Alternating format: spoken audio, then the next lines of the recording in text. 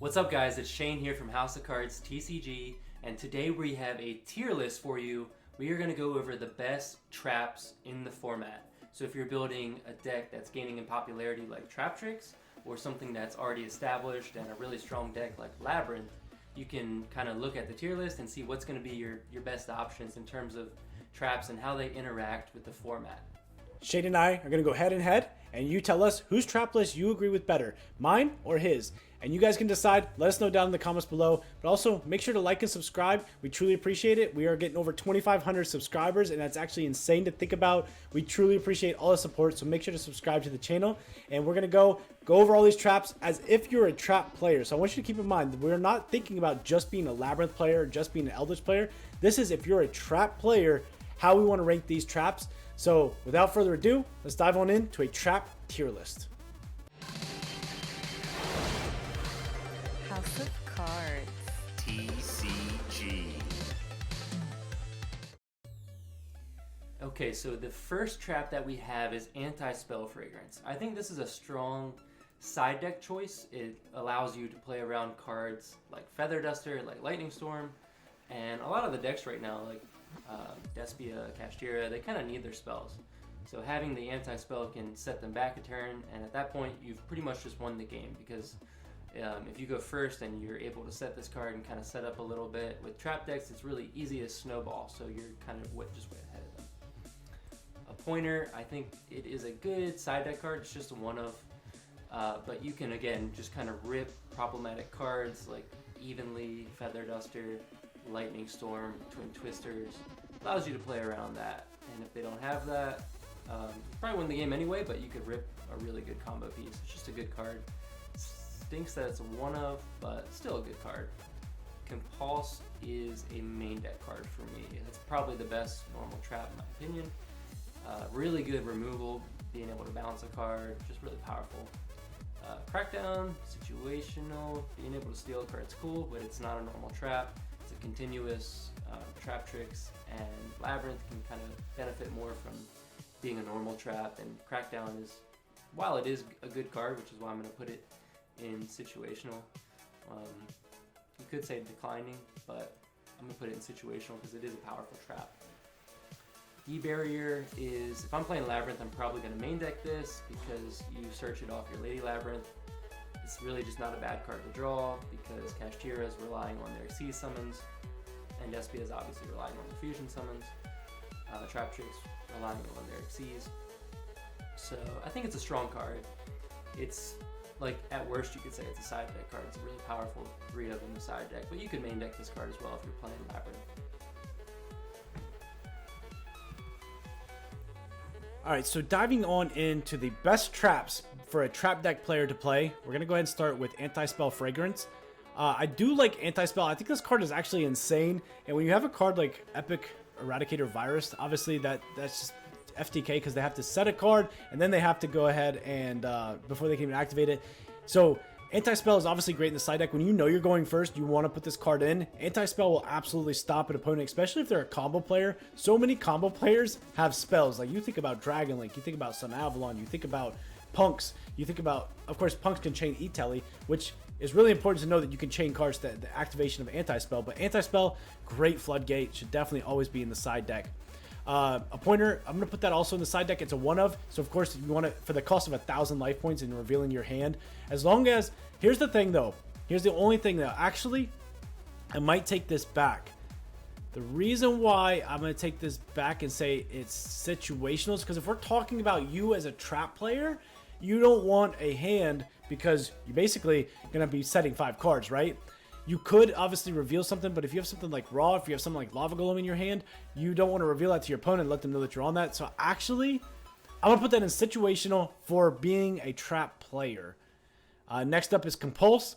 Compulse is situational, and the reason why I put Compulse in situational, the only reason this card sees play is because the Labyrinth cards interact with removing cards from the field. If you're playing something like Eldritch, Compulse is not that great because Eldritch cards don't respond to something removing from the field, whereas the Labyrinth cards do. So if we're talking about the general scheme of things as playing a trap deck, of course, if you're playing Labyrinth, you're situational, you should be playing this card. If you're not playing Labyrinth, you probably shouldn't be playing this card. Get Out. or Crackdown. I'm sorry, I said Grid Out. It's Crackdown. Crackdown's pretty good. Again, I'll put it in situational. Stealing a monster obviously is pretty important, and if you time that at the right time, it can obviously be big. Dimensional Barrier, I think, is main deck worthy, especially with most of the popular decks being able to synchro and being able to XYZ, and then being able to call stuff like that, as well as having the option to call Ritual if you need to. Obviously, this Dimensional Barrier is a really good card. You want to go ahead and put that in your main deck, at least as a 2-of if you're going to play a card like Trap Trick. Punishment to me is one of the best normal traps to put in my Labyrinth deck. I think it's a really strong form of removal, being able to send extra pieces to your graveyard that kind of function like Garura to draw a card, or send the new tri-brigade link to send Garura to draw a card, or to send an Entis to pop a card, or Skull Knight to have another piece of removal. I think Punishment is really strong in that right. Eradicator, to me, I'd probably main deck one of them because you can search it. It's really good in the mirror. It's good against trap tricks. Games 2 and 3, it's strong again to deal with cards like Lightning Storm, Feather Duster, the cards that are going to beat you. So you want to have ways to almost counter side. So an Eradicator is a strong one of that, but it's just not bad to have one of in the main deck because it is searchable off the Lady Labyrinth. Evenly, main deck. It is a really good board breaker. You need board breakers if you're playing a trap deck. You can't just accept taking an L if you go second. I like Evenly a lot. I think it's a really powerful card this format. Gozen's good. It's not good if you're playing against Despia. They're mostly all going to be darks. They have a really easy time playing around this. It doesn't really stun them out enough. Whereas there's just way better cards like Skill Drain. So I mean, the more I talk about it, the more I think it's situational. You could play one of it just because you have the ability to dig for 9 cards through Prosperity and through your pot cards. So I like it. It's like, I have mixed feelings about it. It's not really a card I would side deck probably, but just a situational Floodgate. To me, there's just better Floodgates. Like, I'm going to skip ahead to Skill Drain here because this is one of the most powerful cards of the format. Really difficult to play around this card. If you're playing Labyrinth, this is a main deck staple. Your monsters are really big, 3,000. You can just have big monsters swing, go burr. So I like Skill Drain a lot. It doesn't really harm you too much. You have powerful traps. Grave of the Super Ancient Organism. It is a side deck card for me. It's a Floodgate that only hits certain decks, so it's like, okay. But then if you're siding it in, they're going to have cards like Feather Duster, Cosmic Cyclone, Twin Twisters that can deal with this card evenly. So, I mean, it's decent. It's like good against Kashtira. It makes them play really awkwardly if they're even able to play at all. So I think it's good. Dogmatica Punishment, main deck worthy. This card just has so much plus, especially in a trap deck. Being able to send a card and then being able to plus by it popping another card with Entis, or being able to draw a card with Garura. This card is definitely a main deck staple at this point. Going forward with trap decks, it's absolutely insane. Eradicator Virus. This card is interesting. I like one of in the main deck, especially if you have a way to get to it. Like with Heavenly Prison, you can obviously get to this card, or if you can go ahead and Trap Trick, you can play 2, you can Trap Trick into this. Eradicator is really good. The problem is being able to have that monster on the field. So for that reason, I'll put it down in situational, because you got to be able to put that dark monster on the field. That is really important. But if you play Heavenly Prison, it's probably main deck worthy, so we're going to put it there. Evenly Matched. I like Evenly Matched. More decks are putting up Omni Negate, so it's not as good as it was. Evenly Matched is pretty much stopped, and it's a waste of a trap card, which could be anything else. I think that if you're a trap player, you should probably put this in your side deck, and you should put it in when you're going second, because Evenly Matched it's just easily outed now. It's just, people have an Omni Negate, they'll negate it. Of course, it does force out an Omni Negate, which is really good when you go ahead and flip your traps on the opposite end. And it does waste your battle phase. You could probably put this in your main deck, but I'm just going to go ahead and say that it should be a side deck card for now. Gozen, I'm going to put in declining. It's really good against Cash, though, obviously, if you can lock him into Wind. So I'll put Gozen in your side deck. The reason why Gozen is in your side deck is because there's a lot of decks out there that can play under just being dark, or just being like, look at Labyrinth. Labyrinth is all dark, right? So Gozen doesn't even affect it. A card like, you know, Dragon Link, it does have some lights in it, but it's mostly dark, so you can still play around that and out the Gozen with a Chaos Levying Air before you can even do anything.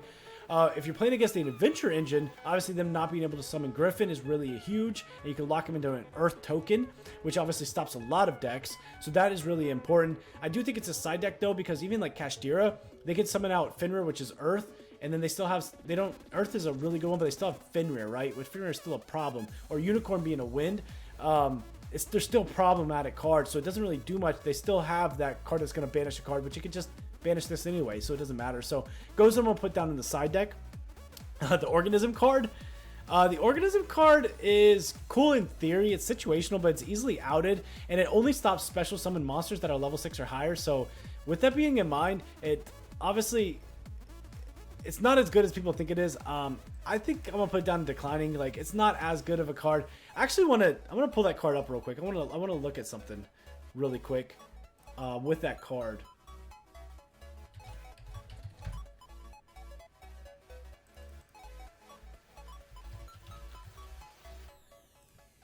So Grave of Super Ancient Organism says, when this card is faced on field, level 6 or higher special summon monsters cannot activate or attack or activate their effects. So it doesn't even affect Link monsters, right? Because they're not even levels. There's no levels to that, or XYZs, they're ranks. So with this card, I think it was cool for like a format. It had its purpose, but I don't think that this card is actually as good as people think it is. Ice Dragon's Prison, situational. It's a card you could consider, but if they're playing Kashtira, they might not have any monsters in their graveyard. Probably won't. So it's just not gonna be live. It's okay. It's situational. It's good against like Despia. Imperm is a main deck card. Imperm's crazy. It's just super generic. In a format like this that's very wide open, you want cards like Imperm that can hit multiple matchups. So I like Imperm a lot. Imperial Iron Wall is a side deck card for me. It's like in between side deck and situational. It stops you from getting evenly matched. There's a really cool play you can do with Imperial Iron Wall.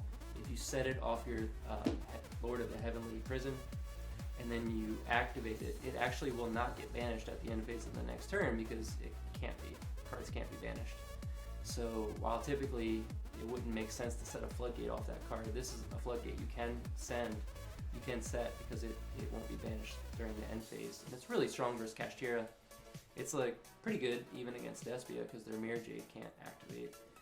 They can't do a lot of their Branded Red plays. So it's like pretty good card. I would consider side decking it. It's not strong enough to main deck in my opinion. Rivalry almost feels a little underwhelming, like in the same category as Gozen, where neither one of these are really hitting enough decks to be worthy of playing. Unless I've seen some builds where you're just playing one of each because again you're digging for 6 off your Pot of Duality and your Pot of Prosperity. So like seeing one like could be good, and they're good against different decks. Like Rivalry's bad versus Kashtira, but it's good versus Despia. Whereas Gozen is good versus Kashtira, but bad versus Despia. So kind of in a weird spot where I would just want cards that are more generic and are going to hit more matchups. So puts them in a weird spot for me where I'm going to go with situational, but it's not like a horrible choice if you want to put those in your deck. Ice Dragon's Prison situational. It's cool to banish, but you have to target one with the same type, I believe is what it is. And so it was cool, like being able to banish a Dark Magician and being able to banish a Dragoon, right? But it's really situational when it comes to that. Obviously, Imperm is main deck worthy. This card is just broken. It stops a lot of decks, and having that timed Imperm is insane, especially if you can put it in the right column. In the middle, they don't see it coming, and then you can actually flip Imperm to negate something like a skill drain on the other end, or something that a trap card, that Imperm in a trap mirror is actually crazy. Iron Brick Wall, again, situational. This card has purpose, but it doesn't really do much. If you fear Evenly, obviously, it's really good if you think that you're going to get hit with Evenly. So you could put it in your side deck, but I think that there's just better cards that you could be playing that affect more decks that you could actually plus off of versus something like an Iron Wall. Rivalry, on the other hand, Rivalry, I'm going to put that in situational. I think Rivalry is probably the worst of the 3 floodgates when it comes to Rivalry, TCB, and Gozen. So I'm going to put Rivalry down in situational. A lot of decks are just the same. Fiends, Plants, dragons, right? So like Rivalry really isn't as powerful as it used to be, and Psychics, for example. So with that being said, I'm gonna put Rivalry in situational, maybe not even down into declining. It's not as good as it was. It does have its effect and it can hit certain decks, but obviously there's better floodgates that you can be putting into your deck versus Rivalry. Skill Drain is main deck worthy. This card's just insane. It's at 3. It was banned for a reason, or even put to 1 for a reason. Skill Drain, just being able to stop all effects on the field. It's not the worst card because obviously you can still deal with it by removing the monster, but because it only negates face up on the field. But Skill Drain is still a card that is oppressing, and if you can't out it, you're going to have a bad time, especially as a combo player. Solemn Judgment to me is a side deck staple. It's like probably the first card that would go in my side deck. Because games 2 and 3, you have to be prepared for cards like Evenly, cards like Lightning Storm, like Feather Duster. And if you aren't prepared for those, you're going to get blown out. So you have to have cards like Solemn Judgment. And even if they don't have those cards, like Solemn is just a really strong trap. Like being able to negate a spell or trap or a summon is just really strong. So it's a card I definitely want in my side deck. Strike is, you could say declining. I like Solemn Strike. It's a good card. Like don't get me wrong, but it's a counter trap. And these decks that we're playing in this current format are plussing off being normal traps. So it's just not really, it's not horrible. Like you could say situational. It's probably like at the top of the decline. But probably a card I just ultimately would not have in the deck. Warning, same thing. I want Warning to be good so bad because I remember the days of playing Dino Rabbit where Solemn Warning was just the best card of your deck. And I miss those days. Yu-Gi-Oh! Was so fun. But Warning just does not do enough right now. It's really cool. I mean, it's awesome if you're playing a Flundereeze player. Really, really funny. Scolding, trash. TC Boo, same thing. Despia doesn't care about this card at all. Kashtira, they do care, but they can play around it. Like these floodgates just seem underwhelming against Kashtira if they have a way to Fenrir it anyway and they can just banish it. I don't really love these floodgates. Like Skill Drain is amazing, but the other ones are just underwhelming. Terrors of the Overroot, that is a main deck card for me. It's a really good form of removal. The fact that you can set a card on the Kashtira board actually sends them out a lot of the time. So it has a lot of flexibility. Being able to pop a card is just, you need that. You have to play this card in my opinion. I'll play it at 2 or 3. Getting into the Solemns, Solemn Judgment is obviously side deck. You want to protect your back row, so you can activate Solemn Judgment, which will then protect your back row. Scolding, I think this is trash. It's not that good. Strike used to be really good. Being able to negate a summon, like if you could time a strike and hit an access code, it was insane. Like Strike used to be really, really good. It's definitely fallen off though. It's now declining, which is unfortunate because I think Strike is still a great card. And if people aren't ready for it and you flip Strike, like I said, on that access code when it's summoned, it will actually just stop their turn. So a perfectly timed Strike does do well, but it unfortunately is declining. And then you have a Solemn Warning, which is obviously declining as well. Probably even under trash, unfortunate. Scolding just does not do good. TC Boo. If you can play TC Boo, you should main deck this card. If TC Boo will actually go in and it will break a lot of decks. You think about Labyrinth, which is Fiends, Kashtira, which is Psychics, Dragon Link, which is Dragons, any other deck that I can think of, Sprites, right? Thunder. Like being able to play TC Boo is actually insane. I think TC Boo is a main deck worthy card. This card will stop a lot of decks in their tracks and they won't even see it coming. Terrors of the Overroot is situational. The reason why I put this card in here is because obviously Labyrinth players having that removal is why they plus off of it. But if you're a standard trap player, like say you're playing Eldritch, this card is situational. Being able to set a card back from your opponent's grave back to their field is not good, right? You don't want to do that. So with that being said, Terrors of the Overroot is only good in Labyrinth, so I'm going to put it down in situational. Waken the Dragon, trash, not really a card you need. There's just more proactive, like I would rather negate with Solemn Judgment than I would bring out a boss monster. Like to me, this just not good enough. Trash. Waybridge, situational. Too situational for me to even go in the deck. It just doesn't do enough. I don't like it. I did test it a lot. I thought it was a really cool card, and it will be good one day. It's just not good in the current format. There's just better choices, and you're kind of limited in how many traps you can play. So, I mean, it's not horrible. You could like play one just to be able to set it off the Lady Labyrinth. It's not like the worst choice. DDG, not a card I would play when a lot of the decks right now don't even care. So if I'm playing Kashtira, you're probably helping me if you're activating this card. If I'm playing Despia, I don't necessarily care that much. It's okay. Like, I could still get my Tragedy Surge. I could still get Mercurier. Like, there's ways to play. So declining for sure. It's like maybe you could put it in the side deck. Like certain matchups, it might be good. Summon Limit, you could play in the side deck. It's like not a bad floodgate. I mean, if you're playing a combo deck, this is like FTK. If you flip it at the right time, it just could be locked out of the game completely, which is awesome. So it's a side deck card. Like, you could put it in situational, but I think it's like it's a good side deck choice for sure. And then there's one card I think we forgot. It is the Daruma, how do we say it? Daruma Cannon. It's like a pretty good card. I would put it in situational, but I just wanted to note that. I just realized it. So it's a pretty good card. It outs like problematic floodgates because it makes the opposing player send the card to the graveyard, and other cards it'll flip, it'll book a moon. So it's a pretty good card. Waking the Dragon is just not good. People have Underworld Goddess and Kaijus right now and Lava Golems. There's like, playing these boss monsters are not unoutable as they used to be. And so for that reason, especially with Kaijus being in the format now, we're going to put the Waking the Dragon under there as trash. Waybridge I'm going to put in declining. It wasn't as good as it was. This card thought to be an actually broken trap card, and it actually turned out to be not so good. So for that reason, I'm going to put Waybridge down in declining. Different Dimensional Ground, if you can play it, side deck it, going first, if you can flip this card and you can stop your opponent's turn.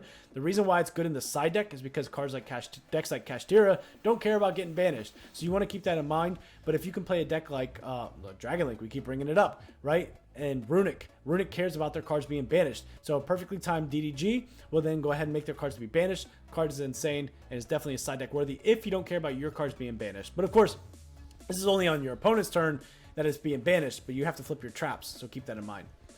Summon Limit, obviously insane, being able to limit to 2 summons going against the combo deck, and if they can't out it, it's insane. So Summon Limit, obviously really good card in the side deck. And then the Daruma Cannon main deck card, that card is insane. Going against a deck that links, it just ruins their day because they have to send all those cards to the graveyard because they can't be flipped. And if you have cards like Adventure Tokens, which the tokens can't be flipped, Daruma Cannon, actually insane main deck worthy of that card. Yeah, so let me know what you think about this. There's probably a lot of controversial, like these floodgates I have down here in situational, where I want to hear your thoughts on that because they could be like decent main deck or side deck choices. So let me know what you think down below. Make sure you like the video, subscribe to the channel, ding the notification bell so you can be notified whenever we put out competitive content like this that can help you do well at regionals, locals, whatever your goals are as a player. So that's been it. That's all the traps. Tell us who you like better, my list or you like Shane's. I'm sure it's a lot different. We obviously have different opinions on these traps. So without further ado, or not without further ado, but with all that being said, hope you guys enjoy this. Tell us down below who you like the best and make sure to subscribe to the channel. And this is Shane from House of Cards TCG. This has been Tyler with House of Cards TCG. Signing out. Signing out. House of Cards.